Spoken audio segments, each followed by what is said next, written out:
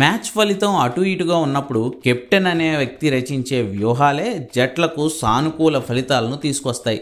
నిన్న దానికి ఉదాహరణే రోహిత్ శర్మ. అతను కెప్టెన్ కాకున్నా, పాండ్యానే కెప్టెన్ అయినా కూడా రోహిత్ శర్మ అప్లై చేసిన ఓ స్ట్రాటజిక్ మూవ్ అద్భుతంగా వర్కౌట్ అయింది ముంబైకి. స్పిన్నర్ కర్ణ్ శర్మని ఇంపాక్ట్ ప్లేయర్గా తీసుకునేందుకు తనే బయటకు వెళ్ళిపోయాడు రోహిత్ శర్మ.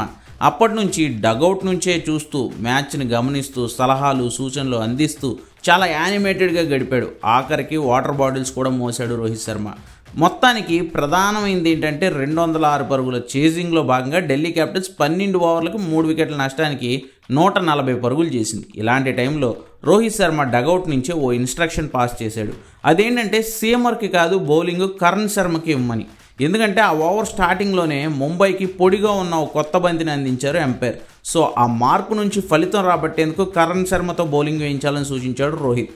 అప్పటికే 2 ఓవర్లు వేసి 24 పరుగులు ఇచ్చిన కర్ణ్ శర్మ సెకండ్ స్పెల్లో మాత్రం రెచ్చిపోయాడు. ప్రమాదకర ట్రిస్టన్ స్టబ్స్ని ఆ ఓవర్లో కర్ణ్ శర్మ అవుట్ చేయగా, మళ్ళీ తర్వాత వేసిన ఓవర్లో ఢిల్లీ సూపర్ స్టార్ అయిన కేఎల్ రాహుల్ వికెట్ తీశాడు కర్ణ్ శర్మ. మరోవైపు శాంట్నర్ ఏమో కరుణ్ నాయర్ని, విప్రాజ్ నిగమ్ని అవుట్ చేయడంతో మ్యాచ్ పూర్తిగా ముంబై చేతుల్లోకి వచ్చేసింది. కానీ ఆఖరిలో కొట్టాల్సిన స్కోరు బాల్స్కి సరిపడా ఉండడంతో ఢిల్లీ ఏమన్నా అద్భుతం చేస్తుందా అనుకుంటే వరుసగా 3 బంతుల్లో 3 రన్అట్ చేసి ముంబై ఢిల్లీపై సంచలన విజయాన్ని నమోదు చేసింది. తను కెప్టెన్ కాకపోయినా జట్టుకు మంచి జరిగే విషయాన్ని పంచుకోవడం ద్వారా రోహిత్ శర్మ చేసిన మేలు ముంబైకి ఈ సీజన్లో 2వ విజయాన్ని అందించింది.